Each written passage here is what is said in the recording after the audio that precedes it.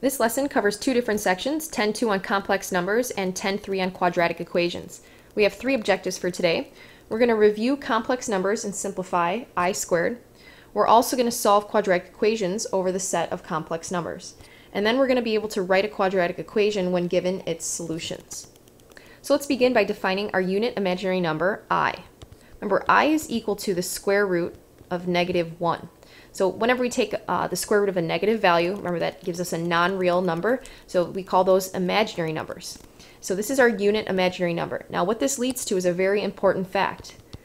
If I want to evaluate I squared, I'd simply square both sides here, and I'd end up with the square root of -1 squared, which is simply going to be -1. So here we have the fact I squared is equal to -1. So we use this fact here in order to evaluate powers of I. So I can rewrite I cubed as I squared times I just by exponent properties. And because I know that I squared is equal to -1, I'm looking at -1 multiplied by I. So we get -I. Now, I to the fourth can be rewritten as I squared times another I squared. But if you look at that, you can also rewrite that as I squared the quantity squared. Now we're evaluating -1 to the second power.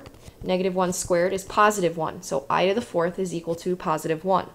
Now when I get to something like I to the 25th, again I want to rewrite that in terms of I squared, so that's going to be my base here. And I'm trying to use exponent properties to create an equivalent expression for I to the 25th. Well, I know that if I raise I squared to the 12th power, I end up with I to the 24th power. Then I have to multiply by another I here to get I to the 25th. So I've just rewritten I to the 25th in terms of I squared. Okay, and because I do that, I can now evaluate real nicely here. This is going to be -1 raised to the 12th power multiplied by I. Well, -1 raised to the 12th power, that's +1. So we're looking at 1 times I, or simply I. So I to the 25th is equal to I. Now for I to the 7th, we'd have I squared raised to the 3rd power here. That gives me I to the 6th. I'll multiply again by another I. And now I have -1 to the 3rd power multiplied by I. -1 to the 3rd is -1. -1 times I gives me -I. So hopefully this is all coming back to you very quickly. Now this chapter is all about integrating old skills that you've already done with new concepts. So it's really important that if you didn't learn this really well the first time around, that now you're seeing it again and you're really going to understand and master these skills. Anyhow, let's just finish off I to the 74th together. So we have I to the 74th, which in terms of I squared can be written as I squared raised to the 37th power. So here we're going to see -1 raised to the 37th power. We no longer have any I in this value. We end up with just -1. So as you can see, there are four different outcomes whenever you simplify or evaluate a power of I. So here we had -I. So that's still in terms of I, but then we could also just get +1, okay? We could get a +I, and this is the same as -I up here. But then we could also get -1. So here are the four different possible outcomes whenever you simplify or evaluate a power of I. Now we're really going to focus on complex numbers throughout this chapter, so let's come back to our definitions here and define complex numbers. Now a complex number is in the form A plus BI. A is the real part of this number. Okay, so this is a real number. And BI is going to be an imaginary number, obviously because you have that I here. So we have a real part and an imaginary part for a complex number. Now a complex conjugate, if you have a complex number in the form A plus BI, its complex conjugate would be A minus BI. All right, now we move on to section 10.3 on quadratic equations, okay? So our very first example here asks us to find the solution set of the given equation, and then in bold it says over the set of complex numbers. So this is really significant because what it says is that normally we just look for real solutions to a given equation, but now we're including the non-real solutions as well. So when it says to solve over the set of complex numbers, you can have non-real solutions, which means your numbers will be in terms of a complex number with an imaginary part. All right, so let's see if we can solve our first example here over the set of complex numbers. Now right away I notice that this quadratic here is not factorable because there are no two numbers that multiply to 3 and add up to 2, so I'm going to have to use quadratic formula here. So I have x equals negative b, which is going to be negative 2, plus or minus the square root of b squared, which is, again, still 2, minus 4 times the a value, which is positive 1, times the c value, which is 3, all over 2 times a, so 2 times 1. Now, if we were just solving with respect to real numbers, we'd actually stop here and say that this equation has no real solutions, because if you look at your discriminant, the discriminant is that b squared minus 4ac value, so it's inside the radical. That value is negative. In other words, it's less than 0. So we can't take the square root of a negative value and get a real number, so that's why we would say, there's no real solutions here. But in this case, because we're solving over the set of complex numbers, we're going to go ahead and simplify that radical. So we should have x equals negative 2 plus or minus, if we evaluate the inside here, 4 minus 12 gives me negative 8, all over 2. Now if we simplify the square root of negative 8, we want to rewrite that actually as the square root of negative 1 times the square root of 8. Now because we've rewritten that as the square root of negative 1, remember that's defined to be I, so we're looking at I times the square root of 8, and the square root of 8, if we simplify that, just becomes 2 root 2. So if I want to multiply those together, I would call that 2I root 2. Okay, so we're looking at solutions. X equals negative 2 plus or minus 2I root 2 all over 2. And then because all three of these terms here have a common factor of 2, I can cancel those out. And this is equivalent to negative 1 plus or minus I root 2. So here are my solutions over the set of complex numbers. So anytime you want to reduce the square root of a negative number, okay, all you have to do is think about rewriting it in terms of the square root of negative 1 multiplied by the square root of that number. And then because this will always equal I, you'll just be evaluating I times the square root of that number. So all you have to do is pull out the I and then reduce the radical like normal. Now moving on to example B, we're looking at a problem where we don't have to use the quadratic formula. We can use the square root method. So make sure you're trying to save yourself time. You're not overcomplicating a problem. We'll subtract the 25 and then we'll divide the 9 here to get x squared equals negative 25 ninths. Now at this point we would normally stop and say that there are no real solutions to this equation, but because we're solving over the set of complex numbers, we're going to continue and we're going to take the square root of both sides. Okay. Now be careful when you take the square root here because there are actually two solutions and a lot of you forget to do that. So we have positive or negative root negative 25 ninths. Now anytime you simplify a radical with a negative, remember you're going to just pull out the I. So we have x equals positive or negative I times the square root of 25 ninths. And this is pretty easy to simplify. Root 25 ninths, that's just going to be 5/3. So we have positive or negative 5/3 I. So here are my complex number solutions. All right, so a major emphasis in Chapter 10 is looking at not just quadratic equations and quadratic functions, but also looking at polynomial functions and then answering specific questions about the zeros of the function or the roots, or finding the x-intercepts of the graph of the function.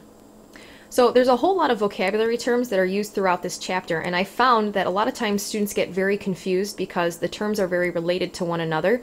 So I just want to make sure we go through that vocab and really clear up any misconceptions.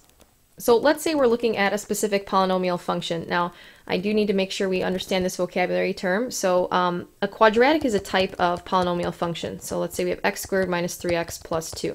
Okay, so this is a specific polynomial function we call a quadratic function. If I change the degree here and make that a 3, now that becomes a cubic function. If I change it to a 4, that's a quartic function, still called a polynomial function, but it's a special kind of polynomial function. X to the 5th is a quintic polynomial function, and then anything higher, if I put like a 6 here, this would be a 6th degree polynomial function. So anyhow, if we're looking at some polynomial function and we know that we have a value of x, okay, let's call it a, so x is equal to a, we know that when we plug a into your function, you end up with a y output of 0. In other words, f of a is equal to 0. So we have some different terminology when we refer to that value a, okay? We could say that a is a 0 or root for the polynomial function f of x. So those words mean the exact same thing, root and 0. And you can see over here, okay, this is pointing to the 0 or the root of this function here. So let's call that a for right now. Now we can also say that a is a solution to the equation f of x equals 0.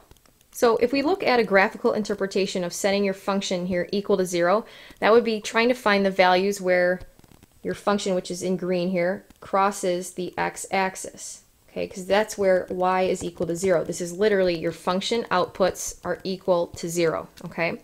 So that kind of leads us into the next phrase or terminology that we can use.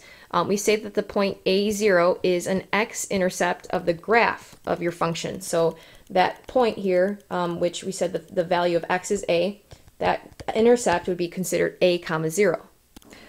Now, for the final term here, the word factor shows up, and I know we factored a whole lot, especially when we used factor theorem with polynomial functions. But basically, once you have some 0 of your function, so f of a is equal to 0, then you know that x minus a has to be a factor of your function. So it's important to understand that solutions, or roots, or zeros refer to the values of x that satisfy the equation f of x equals 0. So an answer, if I ask you to find the solutions, or roots, or zeros, that's x equals some value. In this case, we're letting it be a. Now, when it asks you to factor, that's when you give an answer that looks like this, x minus a. Factors are the quantities that when you multiply them together will give you the original function. So it's important to understand the difference between these types of problems. If you're asked to solve or find the root or find a 0 of a function, you're solving the equation f of x equals 0. So you're listing answers in this form here. If you're asked to factor, then you're asked to find answers in this form here, so that when you multiply it back together, you get your original function. All right, in our next example, we're asked to factor the given polynomial into linear factors over the set of complex numbers. So if we're looking to factor into linear factors here, our answer should be of the form x minus a.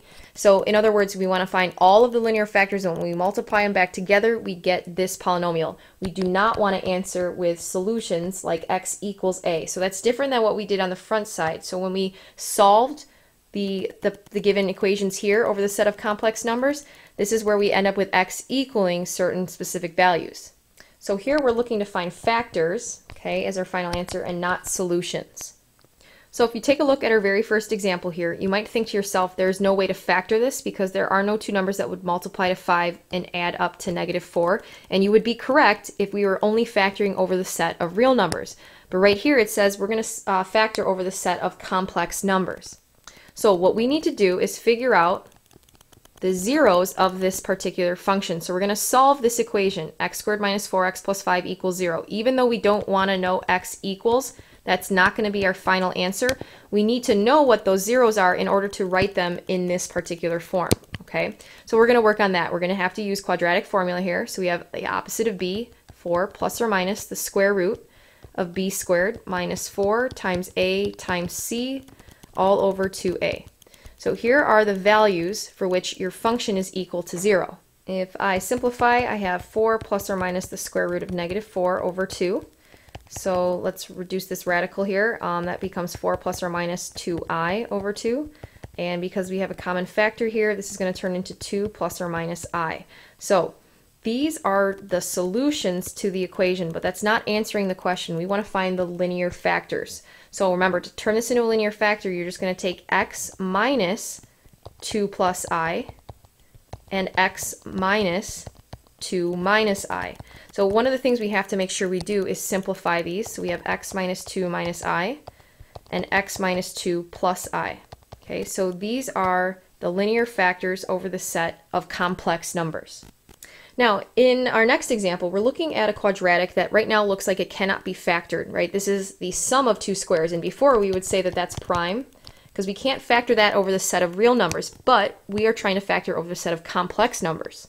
So there are two different techniques that you can use here in order to find the linear factors over the set of complex numbers. The first technique is consistent with what we did over here. We're just going to set that equal to 0 and solve when our function is equal to 0. So I end up with x squared equals -9, square root both sides, and I have positive or negative 3i.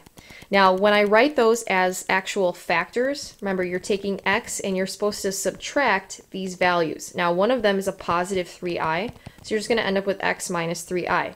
The other is a negative 3i, so we have x minus negative 3i. So you really have to make sure you're careful with your signs. So we should have x minus 3i and x plus 3i. Now, an alternative technique here, and this is the technique that I would prefer you use, is to rewrite x squared plus 9 as x squared minus -9. So I haven't really changed this at all, I'm just rewriting it. Now, by rewriting it, I've created a difference of squares. Okay, it might not look to you like this is a difference of squares because you're thinking, well, how do you get -9 from squaring something? Well, think about squaring 3i. 3i squared gives you 9i squared. We know I squared is equal to -1, so that's going to actually give me -9. So if I want to factor this, that's going to be x minus whatever squared gives me -9, which is 3i, so x minus 3i, and then x plus 3i. So just using that difference of squares pattern, we found our factors a little bit quicker, right, than doing it this way. All right, in the last part of the lesson here, we're going to work on writing a quadratic equation when we're given its solutions ahead of time. So if we know that a is a solution to the equation f of x is equal to 0, that means that f of a is equal to 0, and x minus a is a factor of that original function f of x. So what we're going to do here is kind of work our way backwards. We know that if x is equal to 4, then we have a factor x minus 4. And if we know if x is equal to -3, then we have a factor x minus -3 of that particular quadratic. Now, this quadratic is set equal to 0, right? We're saying that the solutions to this particular equation are 4 and -3. So we're going to rewrite it like this. Okay, it's really important that you write equals 0. Now, what we're going to do is look for the original quadratic, and I know that if I FOIL this out, I'll get that original quadratic. So if I just multiply out all these terms, I end up with x squared minus x minus 12 equals 0. So this is my answer. This is the original quadratic equation that has these two answers as their solutions. Now be careful that you don't answer x squared minus x minus 12. This is an expression. It is not an equation. For an equation, you need an equal sign, so please make sure that you include that in your final answer.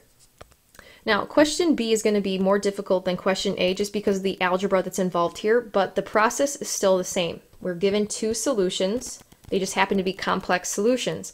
So we know that x is equal to -3 plus 4i for this quadratic, and x can equal -3 minus 4i.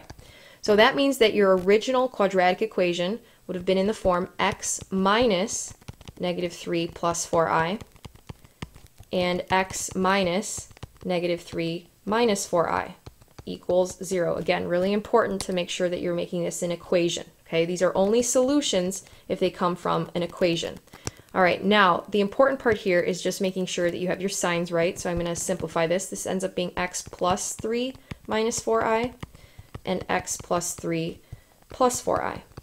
So this was the factored form of the quadratic. Remember, you want to find the original quadratic, so in this form here. So what we're going to have to do here is multiply out all of these terms. So there's quite a bit of work here actually if you have to multiply all these terms out by brute force. Remember those shirt pants problems?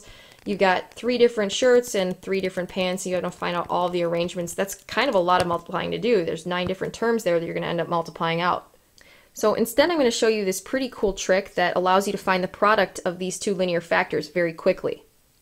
So you may want to pause and replay this portion of the lesson just so you understand this algebraic technique that I'm going to show you. So this is a technique that involves grouping parts of the factors so that you can create a very convenient way to multiply out these terms. All right, so I noticed that the first 2 terms in each factor, those are exactly the same, x plus 3. And then the third term, these are opposites, -4i and +4i. What I'm going to do is group the 2 terms that are exactly the same, x plus 3 and x plus 3 here. So I put parentheses around those 2 particular terms. So to quickly find this product, what I'm going to do is rely on one of my special products that I know and I have memorized. A plus b times a minus b, that's equal to a squared minus b squared, right? This is a difference of 2 squares. Those would be the linear factors of that difference of 2 squares. Now the reason why we are going to use this product is because that's actually what we've just created by grouping the terms the way we've done. This is the a term, x plus 3 is your a term, so you have a minus your b term, which is 4i, times your a term again, the x plus 3, plus 4i. So a plus b and a minus b.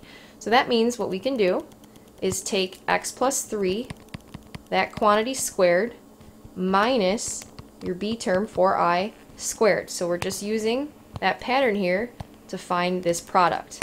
So let's try to now simplify this. I'm going to bring down that equals 0 also. So x plus 3 squared, that's really easy to do. In my head, that's just x squared plus 6x plus 9. Then we're going to take minus 4i squared. Be careful here, that's going to give you -16. So then when you try to simplify this all the way, you have x squared plus 6x plus 25 equals 0. So this was the original quadratic equation that has these two complex solutions. Alright, so that's the end of the lesson. Now, as I mentioned, you might want to replay this particular technique here so you have it down for your homework, because you're definitely going to want to use it. Once you get quick at it, it's nice to not have to multiply out all those terms. You're less likely to make mistakes also. So get some practice with it, and you should be all good. So nice job. See you guys in class tomorrow.